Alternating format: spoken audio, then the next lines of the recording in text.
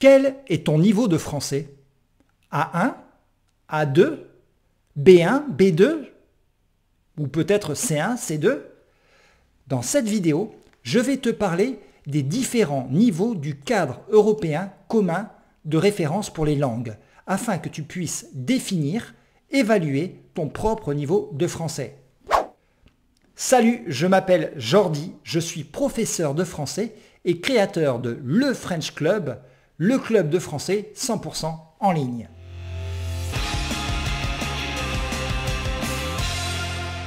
Sans doute as-tu déjà entendu des élèves de français dire « moi j'ai le niveau B1 en français » ou « moi j'ai le niveau B2 en anglais ou en espagnol ». Mais à quoi correspondent ces niveaux? Très souvent, les élèves ne le savent pas. Avec cette vidéo, je vais donc te présenter ces 6 niveaux du cadre européen et je vais t'expliquer à quelles compétences linguistiques ils correspondent. Il s'agit en fait des niveaux qui sont définis par le CECR, le cadre européen commun de référence pour les langues. Ce CECR, qu'on appelle communément le cadre européen, est un document de 200 pages dans sa version française et je vais t'en faire dans cette vidéo un résumé de 15 minutes. La première chose que tu dois savoir, c'est que ce cadre européen a été rédigé, il a été écrit par le Conseil de l'Europe et il permet de définir le niveau linguistique des utilisateurs des principales langues européennes, que ce soit le français, l'anglais, l'espagnol, l'allemand, l'italien, le portugais et toutes les autres. Alors ça, c'est un premier point important. Les niveaux du CECR se basent sur des compétences linguistiques. Ils se divisent en 6 niveaux, A1 et A2, B1 et B2, et enfin C1 et C2. Les niveaux A1 et A2 sont les niveaux élémentaires, B1 et B2 ce sont les niveaux intermédiaires, et enfin C1 et C2 ce sont les niveaux avancés, on peut dire aussi les niveaux qui sont les plus académiques. Alors la majorité des élèves du club de français en ligne et la majorité de ceux qui regardent la chaîne YouTube Le French Club ont généralement un niveau qui va entre intermédiaire et avancé, ce qui correspond généralement au niveau B1, B2 et C1. Alors commençons par le niveau A1, qui est le niveau découverte. Comme son nom l'indique, c'est le niveau où on découvre la langue. Généralement, avec ce niveau, tu es capable de te présenter, donner ton nom, ton prénom, ta profession, ta nationalité. Tu peux dire quels sont tes loisirs. Tu peux dire ce que tu aimes, ce que tu n'aimes pas, mais toujours de façon très basique. Normalement aussi, tu es capable de répondre à certaines questions très simples, comme comment tu t'appelles, quel âge tu as, quelle est ta couleur préférée. Si un Français natif veut parler avec toi, il sera obligé de parler très lentement parce qu'il sait que tu es débutant. Alors, si tu es capable de comprendre ce que je suis en train de t'expliquer, même un tout petit peu, si tu regardes les vidéos du French Club et que tu les comprends, cela signifie que ton niveau est très largement supérieur au niveau A1. Passons maintenant au niveau A2. Le niveau A2, c'est le niveau de survie. Avec ce niveau, tu es capable de parler un peu de toi, de ta famille, de parler de ta vie quotidienne. Important, si tu as le niveau A2, tu es souvent capable de parler au présent, mais tu peux parler également au futur, expliquer par exemple ton programme pour le week-end, ou parler au passé, expliquer ce que tu as fait hier. Là aussi, il est important que la personne qui est francophone, qui parle avec toi, parle plus lentement. Elle doit faire un effort pour se mettre à ton niveau. En revanche, tu peux commencer à participer à certaines situations de la vie quotidienne. Tu peux par exemple aller acheter du pain à la boulangerie à condition que ce soit toujours dans des situations prévisibles. Tu n'es pas encore capable de résoudre des problèmes en français. Tu n'es pas encore capable, par exemple, de négocier un prix. À l'écrit, tu peux écrire des petits textes, comme une carte postale par exemple. Alors ce niveau A2, moi je l'appelle le niveau de la frustration. Pourquoi? Parce que souvent tu as déjà beaucoup de connaissances en français. Cela fait plusieurs mois que tu apprends le français. Tu connais le présent, l'imparfait, le futur proche, le futur simple. Tu connais les pronoms, tu connais certains adjectifs, certains adverbes. Mais au moment de parler, et notamment de parler avec des francophones, tu sens que c'est encore difficile. Tu ne peux pas encore comprendre un film français. Alors souvent, c'est le niveau où je dis à mes élèves, accrochez-vous parce qu'il y a bientôt une récompense pour vous. Et la récompense, c'est le niveau B1. Alors pourquoi c'est une récompense? Parce que le niveau B1, c'est le niveau seuil. Le seuil, c'est la porte d'entrée. En fait, c'est le niveau à partir duquel tu peux dire très officiellement « je parle français ». Sache par exemple que c'est le niveau qui est demandé par les autorités françaises pour l'acquisition de la nationalité. Avec ce niveau, tu es capable de faire face à peu près à toutes les situations de la vie quotidienne en français. Tu peux maintenant négocier ou résoudre un problème en français. Tu peux aussi te justifier.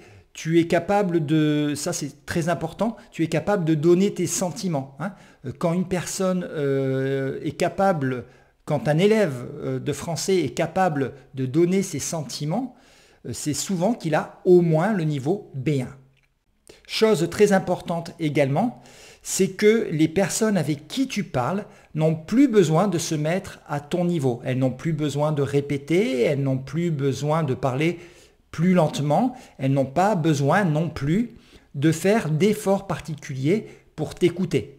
Alors bien sûr, elles peuvent te demander de répéter de façon ponctuelle, mais cela doit rester ponctuel.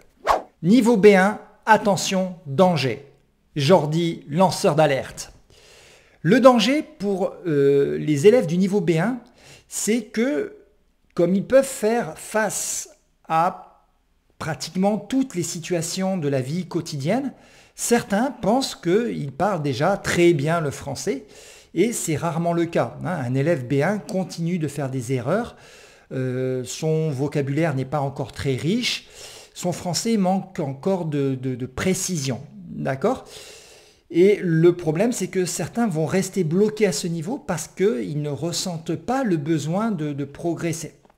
D'ailleurs, dans le club de français en ligne, très souvent, ce sont des élèves de niveau B1, B2 qui ressentent, eux, ce besoin de progresser, qui ont besoin de voir des structures grammaticales, d'avoir du vocabulaire un petit peu plus riche pour pouvoir passer au niveau supérieur. Le niveau B2, c'est le niveau de l'utilisateur indépendant. Donc si tu as un niveau B1, tu peux dire « je parle français » et si tu as un niveau B2, tu peux dire « je parle bien le français ». Parce qu'en effet, le niveau B2, c'est déjà un bon niveau de français. Tu peux discuter sans problème avec des Français, tu peux comprendre un film, une série, un podcast sans difficulté, sans faire beaucoup d'efforts. Tu peux donner ton opinion, tu peux argumenter tes idées de façon très naturelle. Alors bien sûr, tu commets encore quelques erreurs. Bien sûr, tu as encore un accent, mais les gens qui parlent avec toi finissent par oublier cet accent et ces petites erreurs parce qu'elles ne créent pas de tension. Tu ne cherches plus tes mots, tous les échanges se font avec spontanéité et je crois que le mot spontanéité est un mot clé de ce niveau B2. Tu as déjà un français qui est opérationnel pour absolument toutes les situations de la vie quotidienne et aussi pour certaines situations professionnelles. Le niveau suivant, c'est le niveau C1, c'est le niveau de l'autonomie. C'est le niveau qui est de plus en plus demandé aux étudiants étrangers qui souhaitent intégrer une université française ou une grande école. Avec ce niveau de français, en effet, tu es capable de lire des textes longs et complexes, tu es capable de comprendre un débat politique à la télévision, Tu peux comprendre des personnes qui viennent du nord de la France, qui ont un accent du sud de la France, qui ont un accent sénégalais ou québécois. Tu peux à chaque fois adapter ton niveau de français à différentes situations formelles ou informelles. Par exemple, utiliser un certain type de français avec tes amis et utiliser un français plus formel lorsque tu es dans une réunion professionnelle.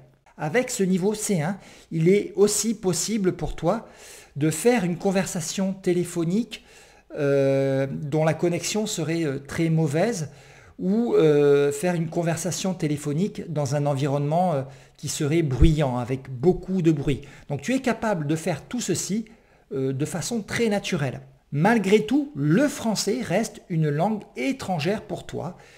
Il t'arrive encore naturellement de faire quelques petites erreurs, mais ces erreurs sont de plus en plus rares et en fait on ne les entend presque plus. Cela ne crée aucune tension au moment de discuter. Souvent les gens entendent que tu as un accent étranger, mais ils n'arrivent pas à déterminer précisément de quelle région du monde, de quel pays tu viens.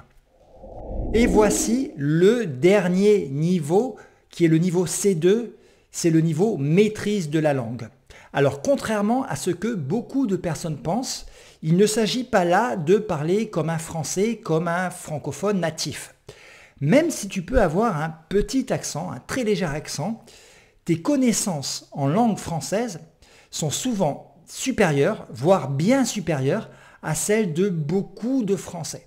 Tu as un vocabulaire extrêmement précis et tu es, par exemple, parfaitement capable de lire des textes littéraires en français. Avec ce niveau, tu pourrais sans aucun problème et sans difficulté donner des cours de français. Alors, très peu de personnes, en réalité, atteignent ce niveau de français et ce n'est pas très grave car ce niveau est réservé à des professionnels de la langue, à des personnes qui souhaiteraient devenir professeurs, traducteurs ou bien encore interprètes. Alors ce qu'il faut savoir, c'est que ce cadre européen évalue essentiellement 4 grandes compétences. La compréhension orale, la compréhension écrite, la production orale et enfin la production écrite. Il est fréquent, même très fréquent, que le niveau d'un élève ne soit pas homogène, c'est-à-dire que certains sont meilleurs à l'écrit, d'autres sont meilleurs à l'oral. D'autres élèves encore sont meilleurs en réception pour comprendre un texte, pour comprendre un podcast, d'autres sont meilleurs en production, pour parler, pour écrire. Il est très fréquent que des personnes aient un niveau B1 par exemple en production orale, mais B2 en production écrite, ou A2 en compréhension orale, et pourquoi pas B2 en compréhension écrite. C'est tout à fait possible. En réalité, c'est l'ensemble des compétences qui nous permet de dire, voilà, Jacques, il est niveau A2, Alessandro, il est niveau B1, et Jennifer, elle est niveau B2. Alors maintenant que tu connais bien ces différents niveaux du cadre européen, je t'invite à me mettre dans les commentaires de cette vidéo le niveau que tu penses avoir en français. Si tu penses que tu as un niveau qui est différent en compréhension ou en production, ou que ton niveau est différent à l'oral ou à l'écrit, tu peux également me préciser tout ceci dans les commentaires. Avant de partir, et c'est très important, je te rappelle que les inscriptions au club de français en ligne sont ouvertes et que justement, si tu veux passer au niveau supérieur, tu y trouveras tout ce dont tu as besoin. Des cours de français avec des vidéos, avec des PDF, avec des podcasts, avec la transcription, des listes de vocabulaire et surtout plein d'activités interactives pour que tu puisses apprendre le français en t'amusant dans le pur esprit du French Club. Je te remercie d'avoir regardé cette vidéo. Je te dis à la semaine prochaine sur la chaîne YouTube du French Club.